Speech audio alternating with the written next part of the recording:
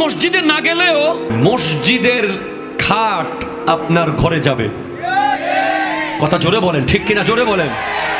আপনি ফজরের নামাজে আসেন নাই, জোহরে আসেন নাই, আসর মাগরিব এশায় মসজিদে আসেন নাই, আসেন নাই, বড় ভুল করেছেন, বড় ভুল করেছেন। আপনি নিজে যদি আসতেন ব্যাপারটা হতো অন্যরকম, কিন্তু এখন মসজিদের খাট তো যাবেই আপনার ঘরে, ঠিক কিনা কথা বলেন। দুই দলের ঘরেই মসজিদের খাট যাবে।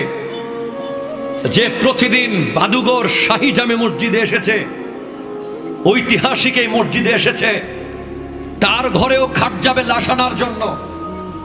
আর যে হেলায় ফেলায় রং তামাশায় এই রঙিন দুনিয়ায় নিজেকে ব্যস্ত রেখেছে, মসজিদে কোনোদিন আসার সুযোগ হয়নি।